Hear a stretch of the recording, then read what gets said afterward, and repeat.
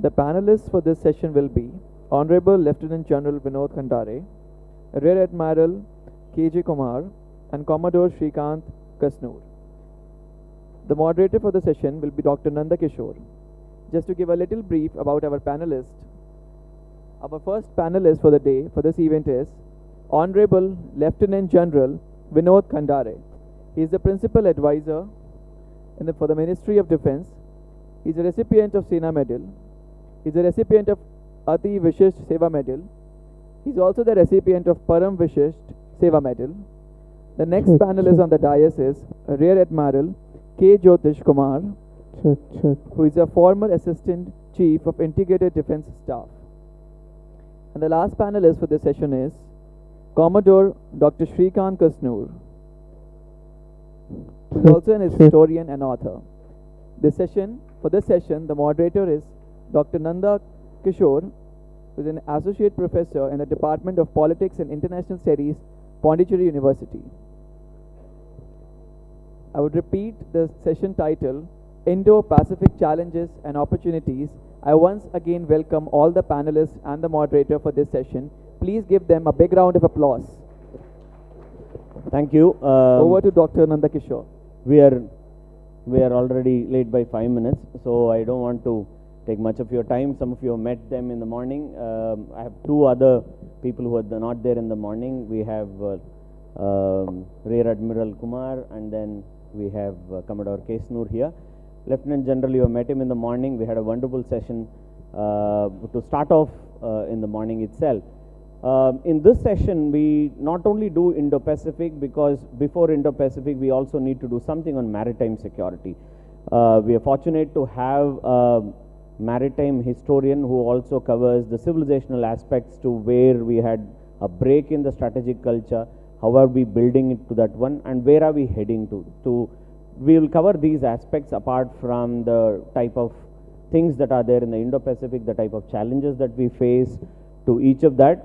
So, because I would want to start on the civilizational aspect and how India in the past has been a maritime power, and bit on that strategic culture, I would request Commodore Srikant to speak about that one. Thank you. Can you hear me at the back? Yeah. Thank you. Good afternoon. Lovely to be here. Mangalore is a port, so it's always good to have these maritime connections remembered. Thanks to the organizers. This is a very esteemed panel. Khandare sir doesn't need any introduction. Admiral KJ Kumar has been my instructor, so I'm very honored to share the dais with him. So, one of the things about Indo-Pacific, we talk about Indo-Pacific today as a new construct. And in some ways, it's a part of the lexicon over the last 15-20 years. But I think we should not forget that if you talk of the geographic area that stretches from Greece and Rome on one side and the shores of Africa to Japan and Korea and China on the other, with India as the center, this was the very geography in which Indians were trading thousands of years. There were cultural exchanges, there were commercial exchanges, there were exchanges of food, there were a whole lot of other exchanges. Now, what does it mean? It means, in a sense, and I'm not a religious historian, I'm not a cultural historian, as a maritime person, it would immediately be apparent that Indians were great seafarers with great navigational knowledge, and we were building ships because you can't go across the seas. I mean, people sail across only if you have return on investment and you're assured of safety. Now, for the Indians to have been doing this 2,000-3,000 years ago, I think is very, very important. Why, for example, the world's biggest nation, biggest Islamic nation, Indonesia, has a whole lot of Hindu motifs. The mottos of all their armed forces are in Sanskrit. You know, why do you have temples across all over? Now, why do you have the effect of Indian food and cuisine in West Asia and in Africa? All of this comes from the basic maritime vector that Indian seafarers provided. So my point, ladies and gentlemen, is that when we talk in terms of international relations in Indo-Pacific, I think we must see it from a very civilizational point of view. That this was, I'm not talking in triumphal terms, but this was, in a sense, India's, playing ground, or this was where we used to. And I'll give you a very small example. Around 2009, 2010, a Chinese ship called Peace Ark visited East Africa. And they made so much brouhaha about Chinese connections with East Africa, which are very tenuous. I mean, the last time that a Chinese admiral visited Tunga's fleet in 1432 visited. After that, we don't know much about Chinese connections to East Africa, whereas Indian dhows were there every second day. But they preferred to see it from a historical civilizational viewpoint. We don't. So my point is, and I can deliberate on this later, but when we see Indo-Pacific today, we must essentially see it from a civilizational point of view, from a historical point of view. It will give greater legitimacy to our engagements in this region. Absolutely. I think there are only two civilizational states, one is India and one is China. Rest all of them have lost that caliber and that character that we are talking about. Now that brings into a very interesting debate, because now we are talking about Indo-Pacific, and then there are new sort of connotations that are coming in. But we find a sort of a problem that every now and then, once upon a time, China said that if an ocean is named after a particular country, Indian Ocean is not India's ocean. This is what they had said. And then subsequently, they are the ones who came up with this narrative of claiming the whole China Sea as their sea. Now, doing all these things as part of their narrative, as polemic that we spoke in the morning, and then subsequently now, they seem to be having this jittery that this new narrative of the Indo-Pacific has come, where they are unable to carve their own identity. Maybe what I see is someone's crisis, someone else's opportunity. Maybe it was a crisis for the United States, and due to which they had to come up with this whole new narrative and then create a team and then to take on China, plus also grow, because only containing China cannot be an objective. Containing China can be one of the objectives, but it alone cannot be, because it fetches nothing to us. We also need to grow as a country. We need to grow in our maritime domain. Now, keeping that in perspective, sir, seeing this as an opportunity, what type of opportunity Indo-Pacific has for India? Indo-Pacific issue should not be seen only in military terms. There is a whole lot of blue economy that we have to look at. And when you look at trade, the cheapest way to do trade is through the seas.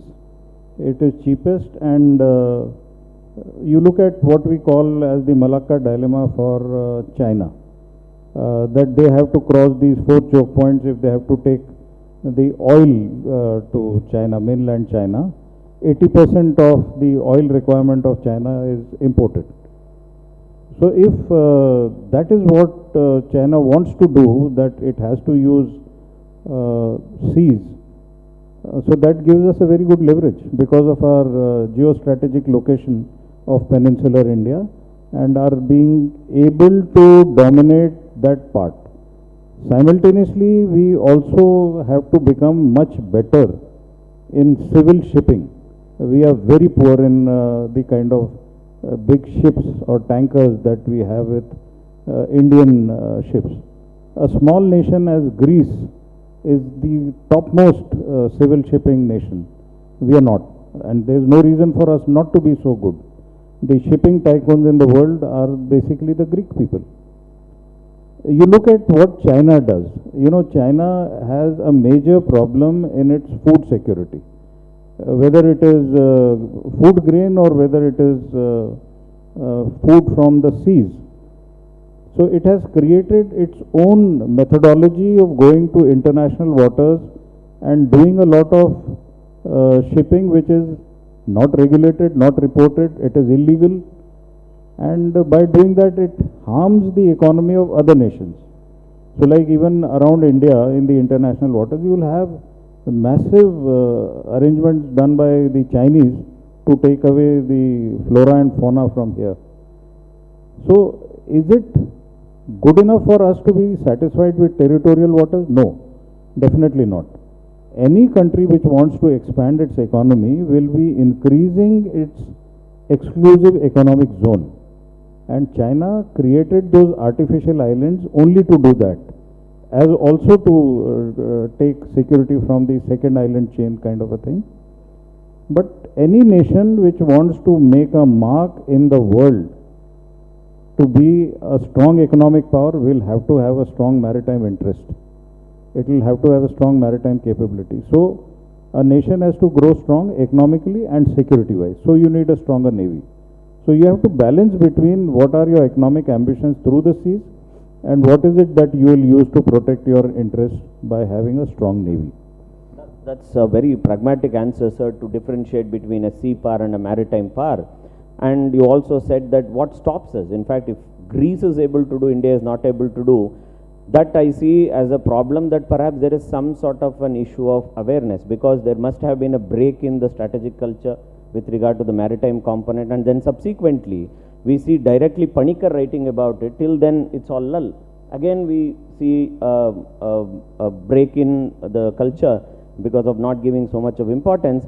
Again it comes in. So what I essentially see here is lack of some sort of an awareness, which pushes me to the Rear Admiral, if you can address something like, let's say, maritime domain awareness, which is exemplarily important for us to, because without that sort of an awareness and what we are capable of, what we are not capable of, where we can fare, what we can get back to this country, I don't think we'll be able to be a better maritime power, or even for that matter sea power, which Mahan to a lot of other people have spoken about. So if you can throw some light on the maritime domain awareness and what is it that India is trying to do in that sector, that will be helpful, sir. Good afternoon to everybody. I think I would like to answer this in two parts. One is maritime awareness and maritime domain awareness. Now, we have for quite some centuries looked at ourselves as a continental nation and neglected the maritime aspect. I would like to remind this audience that those who came through the continental route and conquered our lands continue to stay here. Those who came from the sea route only was interested in plundering our wealth. So, we, and plus, of course, there were certain religious mores which said that anybody who does seafaring might get excommunicated and things like that. But fortunately now, ever since we've got independence, we have built up a maritime culture, and I have to say that in the last decade or so, it has improved in leaps and bounds. When we say of a maritime, first of all, I was part of the Navy, and so was Kesnur. All navies exist to protect everything that is maritime. Suppose I used to tell my junior officers while standing on board the ship as a captain, I used to tell him, just steer clear from the fishing boat. You are here because he is there. If suppose there was no fishing, there was no exploitation of the ocean wealth, there was no shipping carrying all our trade, 90% by volume, 77% by cost, there would never have been a navy. So we are there to protect them. And now, as General Khandare also mentioned, it is not just a question of navies and certain well-known things like merchant shipping or fishing. It starts with a maritime culture. For example, he rightly said that why we not making more ships? Why, let me just give a slight insight by digressing a little bit. In 1978, when China embarked upon their modernization program under Deng Xiaoping, they had a GDP of something like 150 billion. In 30 years, I often say that the 2008 Olympics was a declaration by China to tell the world that we have arrived. And that was exactly 30 years. In 30 years, you would be surprised, they took their GDP 30 times from 150 billion to about 4.7 trillion. And now that's miracle. And much of this miracle has been achieved by looking towards the sea, and from nothing, they actually became the biggest shipbuilders of the world. Now, in a matter of, I mean, out of this 30 years, this would have happened in the last 15 years. So it is not something that we are looking well into the future. It can just start, and we have certain definite advantages over the Chinese in terms of education and a much more global outlook. Others find it much more easier to deal with us than the Chinese. So a maritime culture actually starts with the whole country trying to understand what exactly is a sea culture and how does each one of us fit into that. Now let me move on to the other part where we talked about maritime domain awareness. Maritime domain awareness is more of a military construct, wherein in today's world, all of you, I'm sure, are aware about the laws of the seas, which, unlike the laws on land, have no fixed fences and boundaries. It is called the global commons, where everybody is free to move across. The Chinese still haven't understood this theory, but the rest of the world have, But now, for example, there is a baseline from where there are 12 nautical miles into the sea is called the territorial waters, which is physically an extension of your own land. All the rules that are applicable on land are applicable in those territorial waters. But even in those territorial waters, foreign ships have the right of innocent passage. That means if I have an expeditious and continuous passage without doing anything wrong to the coastal state through which I am passing, I am allowed to do that. So in this kind of a milieu, it is very difficult to identify who is a friend and who is a foe. So theoretically, we need to actually map each single craft across the oceans and be aware of who is moving where physically, to know who is actually the friend and who is with good intention and who is not with good intentions. So that actually is the maritime domain awareness part, which is more of a military concept. But as Professor Nanda Kishor mentioned, I think we should be focusing more on maritime awareness. Thank you, sir. I think that brings me to the next question that perhaps I'll ask the Lieutenant General. Now, other than the military, we have the HADR component, there is climate change component, there are so many other things that we can do in Indo-Pacific. What has been India's outlook, you being part of the system now and you being part of so many outcomes in terms of Ministry of Defense looking at a lot of these things. What have been India's role in the non-military component as well, where the defense is involved, but it is beyond just the defense component? See, a lot happens in the government, a lot happens. Fortunately or unfortunately, everything cannot be conveyed to everyone. But a few examples, because examples stick well. See, these days, one is always worried about a conflict coming to your shores. So, what do? We want national resilience to a level where you do not just surrender. So, like there is a study which was carried out about how to reroute shipping the supplies in case there is a conflict. Imagine the number of ministries that you have to consult when you do a research or a study of this. In fact, Indian Navy deals more with civil ministries than it deals with the Ministry of Defense. So, for fishing there is a different ministry, for environment there is a different ministry, for security there are a number of ministries, then there are state governments. And you know the complexities of the states which are governed by political parties which are not common with the center. So, there is a different approach there. So, in addition to what you have to do for regular administration, you have to look for possible crises, whether it is related to disasters, whether it is related to man-made disasters, whether it is related to, say, exploration of the seabed. Now, everyone is moving towards EV vehicles, isn't it? Where is that raw material? Where are the rare earth materials? They are somewhere in the seabed.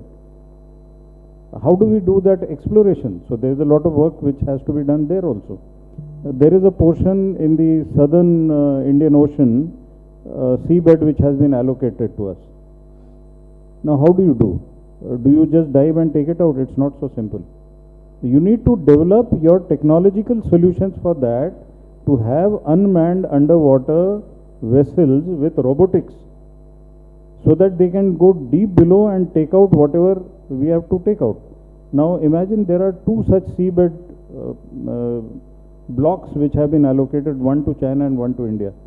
China has been very fast at it. We have not been as fast at it. Why? Because of the technological growth or the leap that they have taken over us. So we need this kind of expertise from the youth. We need this kind of coordination between ministries. I'll give you a small example. When we were looking at creation of a national security coordinator for maritime, NMSC, National Maritime Security Coordinator, and the presentation was being made to the Prime Minister. Mind you, that was when there was the peak of COVID, but we were all still working and we never took a break during that time. And the Prime Minister asked, he said his questions are very focused. So he asked, you think this will work with the kind of state governments that we have? And we had no answer. So he said, what you do first is go to these states, take the bureaucrats and the politicians out to sea for one day. Let them understand what is the sea like. People in Mangalore will understand, but people in Delhi won't understand. People in other states may not understand. And that is what was done when the chief ministers and the people were taken out to sea, to make them understand what a growing nation, what a developing nation will require to do. And that is one more thing which in the morning Professor Kishor said, as you develop, people look at you. People have to stymie your growth. So there are things which are required to be done for growth, and there are things which have to be done for security. And there's a lot that needs to be done. There's a lot that is being done. The challenge for people like me is how much to say and how much not to say. Thank you, sir. And our effort is always to make you say more. But if India has to do all these things, there are certain basic conditions that have to be fulfilled in the place or in the domain where it operates. That means, let's say, the sea. That means sea requires an order. That's what brings me to this component. We are trying to look at a rule-based order in the Indo-Pacific. Now, what are the constraints that we are able to see for the rule-based order in the Indo-Pacific? Broadly speaking, 2 or 3, and I'll add a bit to the strategic culture or lack of strategic culture that you're talking of in the maritime domain and the rule-based order challenges. You see, one of the issues is that just as a present-day young person can be excused for thinking that food is delivered at the doorstep by Swiggy and Zomato without the farmer producing it. One of the problems in modern world is thinking that trade happens at your doorstep.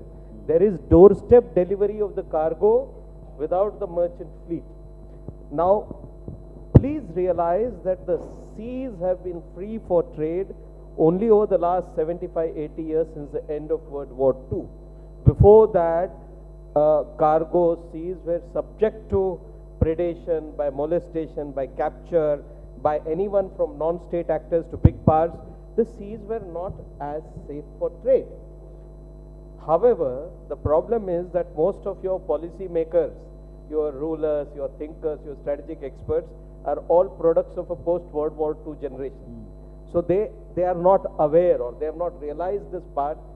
So in some sense, the Houthis and the pirates of Red Sea in the Gulf of Aden give you these reality checks, you know. So the problem about maritime policy is that you have these dilemmas where escorting trade is not as sexy as fighting for territory, right? You know, being on the border, protecting territory, flying airplanes is very glamorous. But when you say that the navies escort trade and more than 90% of your economy depends on trade, and safe trade is the lifeblood of your country's economy, it doesn't impress people. It doesn't make for very, very great clickbait sort of headlines.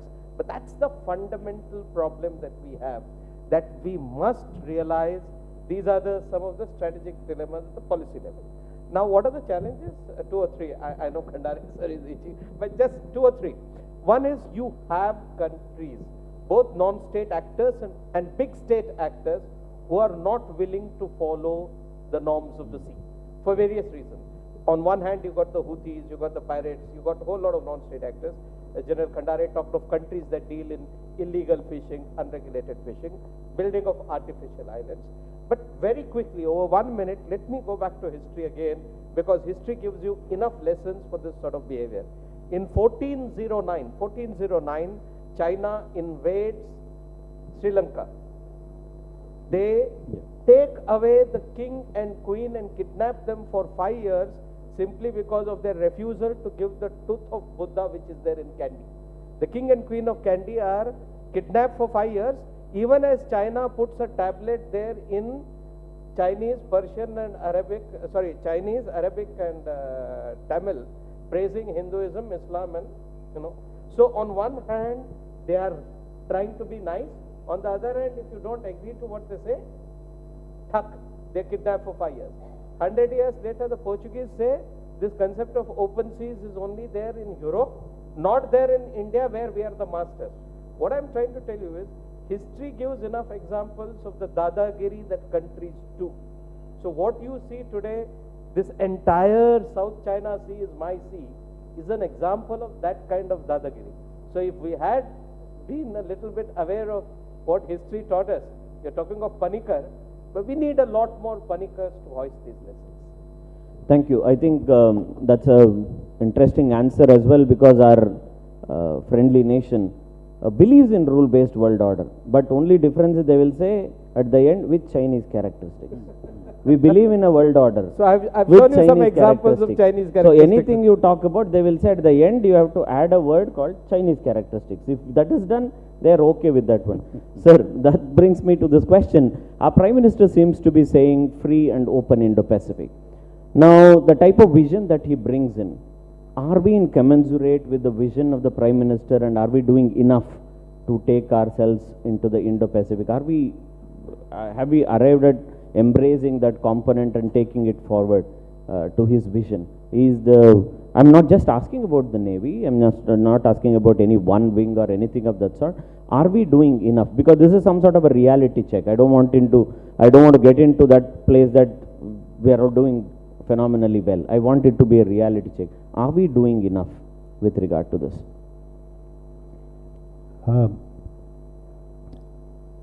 Now, coming to the Prime Minister's vision of the Indo-Pacific, it is not, as you rightly said, it's not just a security-related issue, but security is embedded into the whole thing. I mean, in this particular construct, you're not even singling out China for bad behavior. It is that there is large scope for cooperation between all the nations, all the seafaring nations, and thus promoting a good global order and peace and stability in the region.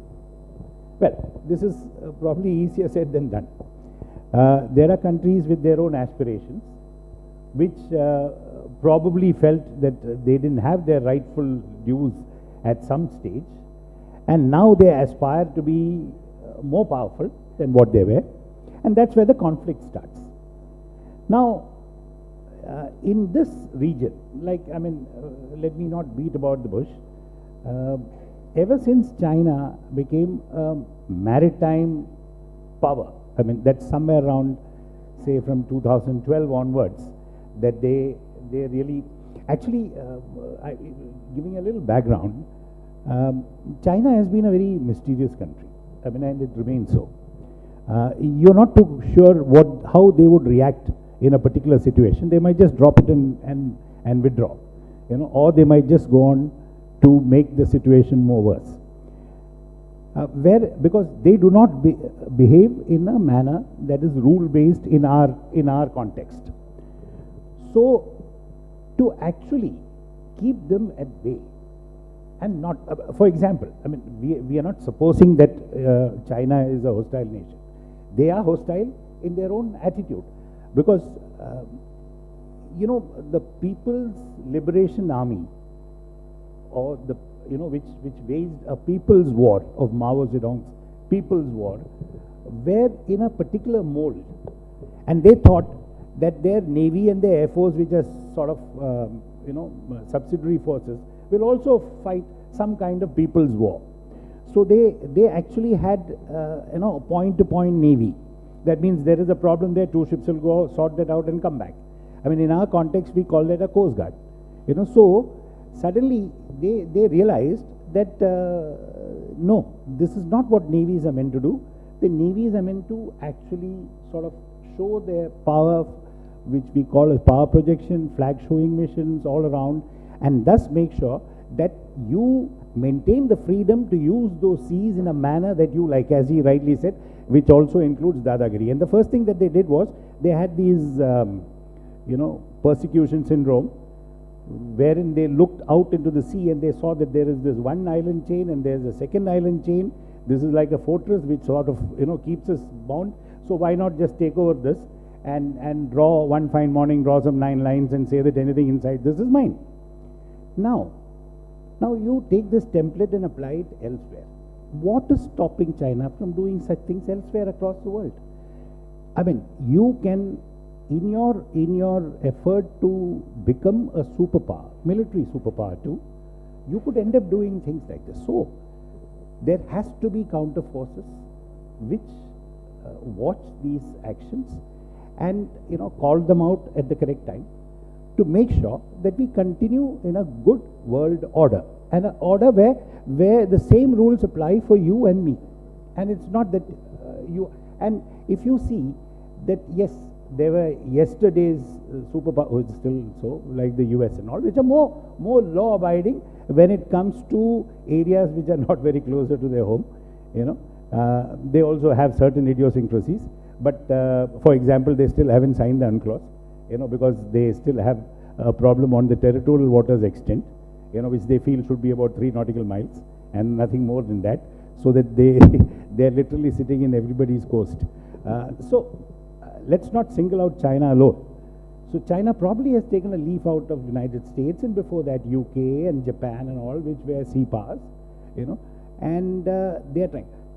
Prime Minister's vision is actually sacrosanct for us and for the powers that actually believe in democratic countries. Let me say democratic countries, because there's some you know, point which says that no 2 democratic countries ever gone to war, real democracies, not Pakistan type. You know, no 2 real democracies have gone to war ever since the Second World War. So if that is true, then democracy is not a bad thing. So among the like-minded democracies, how do we maintain this order? And that, I think, we are doing our bit, and as I told some time back, and as General Khandare said, that it involves a whole lot of ministries other than Defense Ministry to make sure that the Prime Minister's vision is realized in all aspects of maritime activity. Thank you, sir. I'll have one last question, then we'll open up for the audience, because I don't want to take away their time. Now that given that the Prime Minister has also brought in, when he says free and open Indo-Pacific, what he also meant is that the idea of the Panchamrit that we talk about, where we bring in Suraksha, we also bring in shared prosperity. We bring in so many other components, which also includes the civilization element, which is also called as Sanskriti Evam Sabhyata. This is something that is very unique that we have brought in, unlike them, where they are just trying to show us this is what I consider as Indo-Pacific or anything. Now, also recently, India has been able to answer some of the distress calls on the sea, and it's able to provide that sort of security, and it's rescuing and all those things. How do you see India as a net security provider in the Indo-Pacific, given the sort of problems that are arising, whether it's in the Red Sea or whether it's in some other place, and in the whole of the Indian Ocean, and then the Indo-Pacific that we are talking about? What type of role that India is playing now, and how it wants to play in the future? Perhaps if you can throw some light as a net security provider. See, net security provider is a very complex term. A nation, when it claims that it is a net security provider, it has to be a global power, something like the United States. where it has a whole lot of aircraft carriers and submarines, and its presence is perpetually in every corner of the world, and it is able to ensure security by means of a treaty or an alliance. So if you take NATO, for example, it is a net security provider for Europe. Are you going to look at India being able to provide similar security to everyone in South Asia, Southeast Asia or West Asia? It's a very tall order. I think more preferred term could be preferred responder. What I mean by preferred responder is, given India's culture and track record, if you went somewhere for answering a distress call, you did not sit there and occupy that territory. So that is a cultural difference between us and the colonizers of the past. So if, let us say, there is a situation in Yemen, or there is a situation in Ukraine, or there is a situation somewhere where you have to pull out your people, and people from Pakistan or Bangladesh or Nepal or Sri Lanka, they also put up that tricolor and say we are Indians so that they can be rescued, is a guarantee that you have power. And that is what is one possible method, whether it is a man-made crisis or, say for example, Maldives, which is in the news for all wrong reasons, but when it was a kind of overthrowing of Gayoom's government, so they reached out to us. Why only that? When they didn't have water. The Indian Navy actually took water for them to drink. So that is a kind of preferred partnership. You look at Sri Lanka, whenever they've had problems, when you look at tsunami, you had in the entire neighborhood Indian Navy reaching out and helping out people. Now the recent incidents of piracy and the Indian Navy reaching out, and before the Indian Navy reaches there, they run away. So that speaks volumes of the professionalism of our Indian Navy. And when it is Indian Navy which is capable, then India as a country is capable. So I think we should look at the term net security provider a bit later, maybe a few decades later. As of now, no. We could be considered as a preferred security guarantor or preferred security responder. That would be more preferable, more realistic, more pragmatic.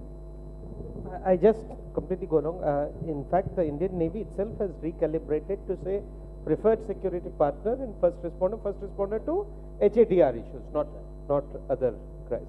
So I think I still had a lot of things to speak on the instances in sea and many other things, but let's have questions from the audience.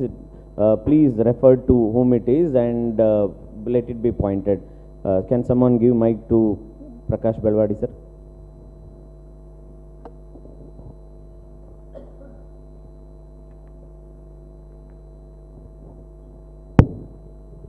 Thank you. I'll try to be really brief. My question is general, anybody could answer, but specifically to General Khandare here. You know, we know that the way we look at China is with a little bit of fear and anxiety. But I'm considering three, what I might say, mitigating factors. The first is that you mentioned, you know, the Straits of Malacca. In some foreseeable future, we know when fossil fuel dependency goes down, you know, that is something to look at. The second thing I'm thinking is that the OROB is a bit compromised because many nations are looking at the debt trap, that it means. And the third I'm saying is that maybe we should look at a possible, if not a full collapse, a subverting of the Bretton Woods, system. If that happens, is it possible for us to imagine, just like NATO was formed, is it possible for us to imagine a kind of strategic friendship with China? Is that possible at all? We will also take a couple of more questions, please. Here.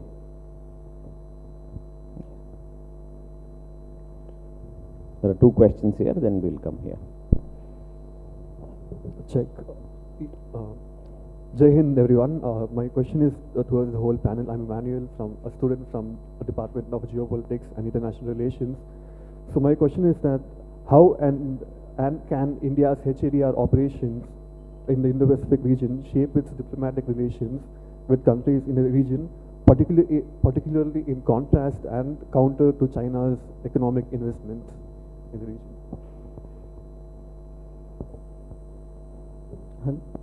Good evening, sir. I am Dheeraj, and my question starts with, means we know most of the people who present in this room know about the Malacca Strait and its cruciality for Chinese energy sector, and we also know about the Andaman Nicobar Islands and how much it's important for us.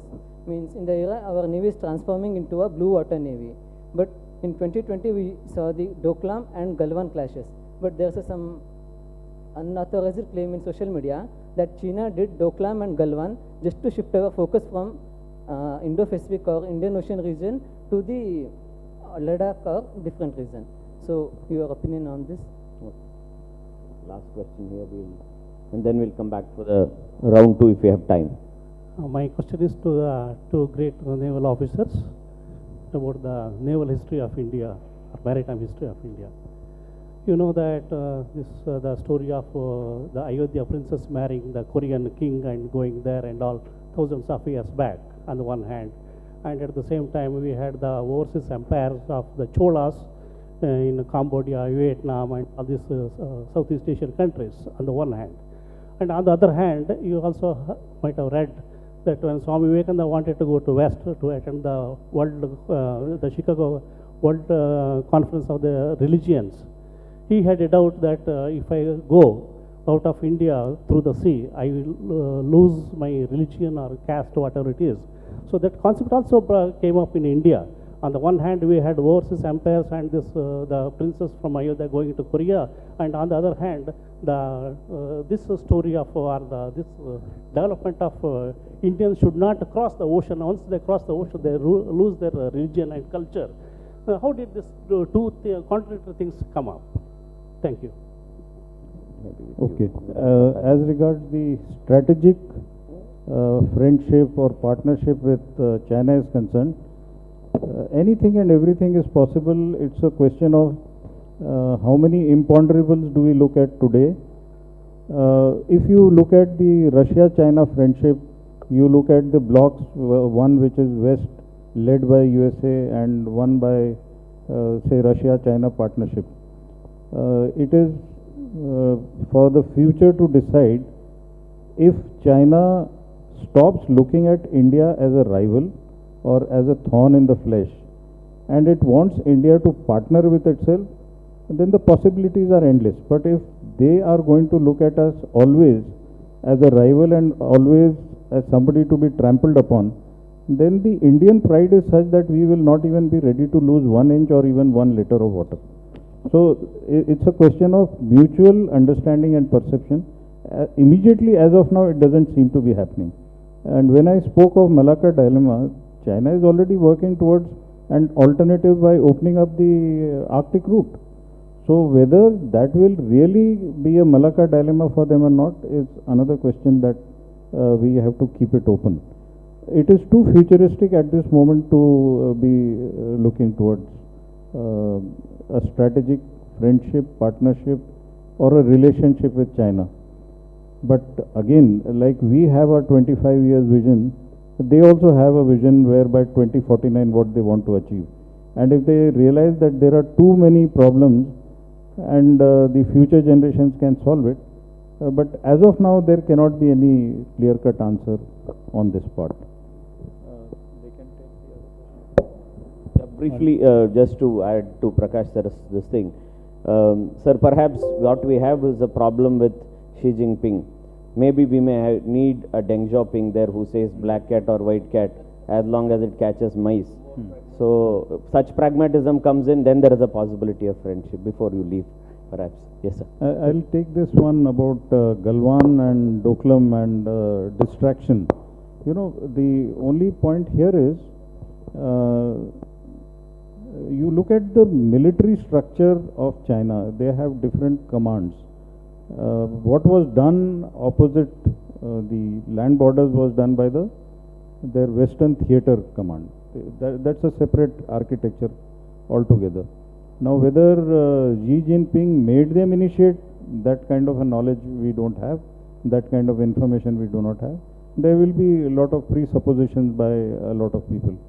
But in the meantime, during whatever was happening on the land borders, there was a lot of hydrographic survey which was going on. So hydrographic survey is normally done for futuristic operations.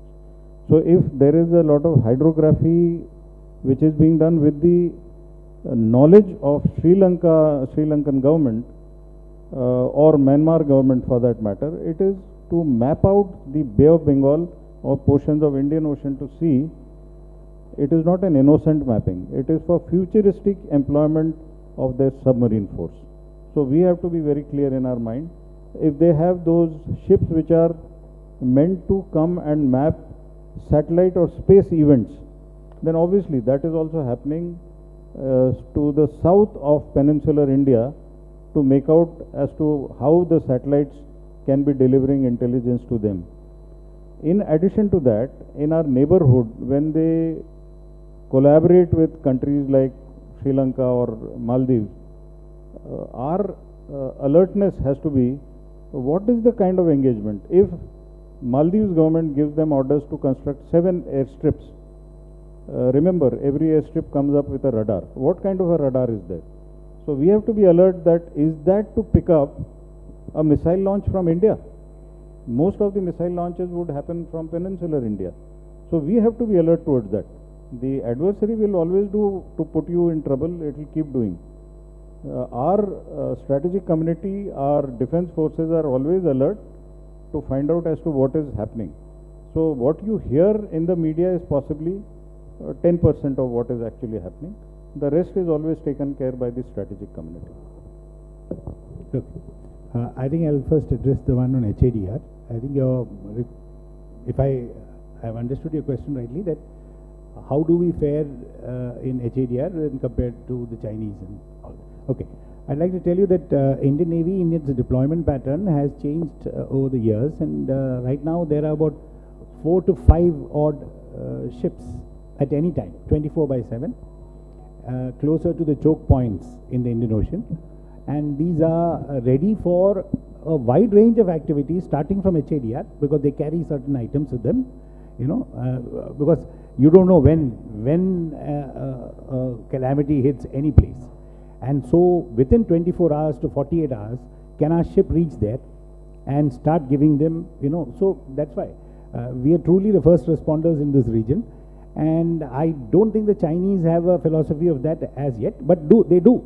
I mean, after the first responders reach and then assess what has actually happened. In many of these things, the port gets destroyed, or, it will require hydrography units to go and map again, what all have fallen where, and then guide ships to come in and start giving, relief to people. So I think we are doing quite well, and that's the reason why in any HADR related event, the Indian Navy is the first to reach, or India is the first to reach there and assess the situation. That's one. Have I answered your question, or? Oh, it does. It influences a hell of a lot, because like I said that there is a general feeling among the entire set of countries in the region that India is a very benevolent nation, and like I said, like General Khandare said, we go give relief, but we don't occupy the territory, and sit there and say that we are now going to sit here for the next few months. So right. So we score a lot of points across the world on diplomacy. They know that. But the point is that they also know that this other neighbor of ours has got some very deep pockets, and he'll be able to give you cash just like that, particularly to despotic and dictatorial regimes where no questions are asked, and that's what they call as checkbook. We don't do that. Wherever we go, we have a lot of support from the population there. May not be from the government of the day. That's why when governments change, we suddenly become popular, sometimes become unpopular, in some countries.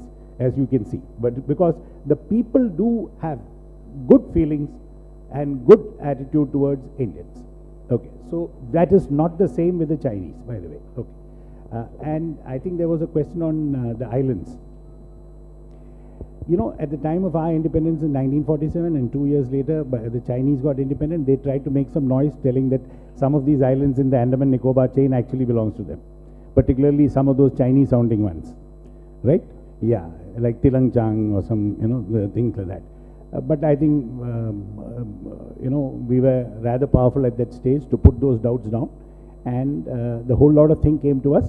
And in our largest, actually, Coco Islands, you know, the little Coco and the greater Coco Islands were given to Myanmar by the Brits at that time. And, well, that has become some point of, you know, some interesting point with the Chinese and the Myanmarese junta. And, you know, they, it keeps blowing cold and hot, but we have an understanding with the Myanmaris, and they have kept us in the loop on what exactly is happening in those two islands, which are close to us for comfort. But otherwise, like they have done in the South China Sea, if you have a very good navy, you know, and you have some 1,200 odd islands to be looked after, taking over 2 or 3 islands using brute force is not a very major thing, right? So we got to be very watchful, and I think the present government under our Prime Minister has started spending a lot of money in actually increasing the security in those islands manifold. And hopefully in the years to come, you know, that is our first bulwark, you know, which stops any enemy from closing to us from the eastern side. So, point taken that those islands are, you know, are to be looked after much better, particularly from a Chinese threat. However, in the meantime, the Chinese have actually spread their influence right across the Bay of Bengal, starting from Bangladesh to Myanmar to, you know, some kind of influence in Thailand and all, but not very much, and down to Sri Lanka, Maldives, you know, and on to the west. So, I think the watchword is eternal vigilance. Okay. Thank you. Quickly, sir. Yeah, the history point. One, of course, there is again a civilizational example of we going to another country and not, you know, conquering it, but installing the brother of the ruler there, which happened several centuries ago, and that's what we're celebrating. Sir, to come back to your question, I mean, look, the Indian maritime history from Lothal to 1947 is a subject of big thesis itself. I do a class, independent class on that. You're completely right. We have had the closest, the deepest, farthest interaction, like I said, from a wide swath. The Cholas, of course, were great, but before that, everyone from Satavahanas, the Kalingas, the Pandyas, the Cheras, everyone. In fact, this entire peninsula was called Tamilakam, you know. So people in Rome were very happy, just as we are proud wearing Western stuff today. People in Rome were very happy having Indian products. It was a sign of prestige. We almost emptied their bullion. You know, there was lamentation in the streets of Rome that India is taking our bullion away in this trade. So, in fact, that is the point, that a confident nation with lots of prosperity does so when it has maritime trade and connectivity across the oceans. Again, I emphasize, I'm not a religious or cultural theorist, but all of this was made possible because of India's maritime savvy.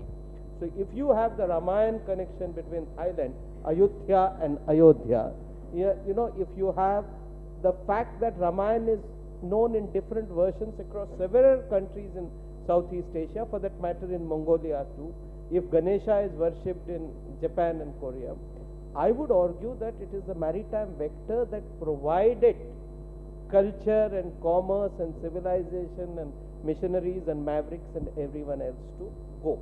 So what happened then in the 12th or 13th century? Now this is a great mystery. After the Cholas, perhaps 13th, 14th century, India turned its back to the seas. Unfortunately, a great seafaring nation stopped seafaring. Why? 3 or 4 theories. I'm no expert on this part. 3 or 4 theories. One is that the Islamic rulers who came Again, the problem is not Islam. There were other Islamic rulers who were seafarers, but those who came to India were not seafaring. And the traditional Indian society hunkered down because of response to invasion. Second, please remember that the biggest investors, the angel investors for all seafaring expeditions were the temples. The temples provided the merchant ships as a guild. The moment temples came to be destroyed, the money for seafaring, completely vanished. Third, it is also possible, there's speculation that some sort of pandemic of COVID or something or some huge disaster came in. So there was an injunction. Now a lot of people argue that preservation of the society was more important than all of this. But whatever it is the reason, I agree with you completely. It's a tragedy for India that we, from being one of the greatest seafaring nations of the world, became sea blind. Of course, there were great stories in between, in the 5-6 centuries, Rani Abbakka, Shivaji, a whole lot of people, which is why it is, to cut short the history's lesson, which is why after 1947 now, we believe that having a great navy and a great maritime thing makes the nation. वो जो बोलते हैं ना, समुद्र भारत ही समृद्ध भारत है.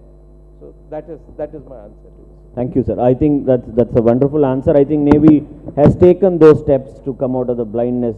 They have changed themselves with an emblem to everything. I think there is a revisiting that's happening just to remind that we still have to be in the history to learn lessons, but use it for contemporary relevance. I think the idea of the panel itself was to look at what do we do in the Indo-Pacific? Do we become so contemporary that we just get carried away by the narratives that are given by the United States?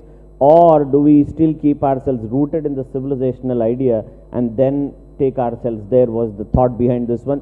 Thank you for all of your wonderful comments and talk, and probably we are short beyond our time by 5 minutes. So thanks to all of you for your presence here and asking wonderful questions. Over to the organizers. Indo Pacific ಭಾಗದಲ್ಲಿ ಇರುವಂತಹ ಸವಾಲುಗಳು ಮತ್ತು ಅವಕಾಶಗಳು ಎಂಬ ವಿಷಯದಲ್ಲಿ ವಿಷಯಪೂರ್ಣ ಚರ್ಚೆಯನ್ನು ನಡೆಸಿಕೊಟ್ಟ lieutenant general Vinod Khandare, rear admiral KJ Kumar, commander Srikanth Kesnur ಮತ್ತು ಇದನ್ನು ನಡೆಸಿಕೊಟ್ಟ ಡಾಕ್ಟರ್ ನಂದ ಕಿಶೋರ್ ಅವರಿಗೆ ಹೃದಯಪೂರ್ವಕ ಧನ್ಯವಾದಗಳು. ಈಗ ಅತಿಥಿಗಳಿಗೆ ನೆನಪಿನ ಕಾಣಿಕೆ ನೀಡುವ ಸಮಯ. ದುರ್ಗಾ ರಾಮದಾಸ್ ಅವರನ್ನು ರೇರ್ ಅಡ್ಮಿರಲ್ KJ ಕುಮಾರ್ ಮತ್ತು ಕಮಾಂಡರ್ ಶ್ರೀಕಾಂತ್ ಕೆಸ್ನೂರ್ ಅವರಿಗೆ ನೆನಪಿನ ಕಾಣಿಕೆ ನೀಡುವಂತೆ ಕೇಳ್ಕೊಳ್ತೇನೆ.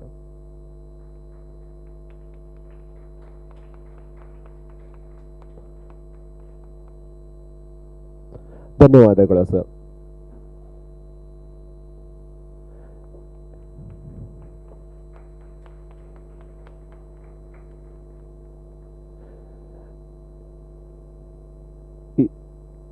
ಇದರೊಂದಿಗೆ ಈ ಸೆಷನ್ ಮುಕ್ತಾಯವಾಗ್ತದೆ. ಮುಂದೆ ಶಾಸನಗಳು ಹೇಳುವ ಬೆಂಗಳೂರಿನ ಕತೆ ಅನ್ನುವಂಥ ಒಂದು ಸೆಷನ್ ನಡೆಯಲಿಕ್ಕಿದೆ. ಇದನ್ನು ನಡೆಸಿಕೊಡುವವರು ಡಾಕ್ಟರ್ ಉದಯ್ ಕುಮಾರ್ ಹಾಗೂ ಡಾಕ್ಟರ್ ಜಯಸೀಮಾ ಅವರು.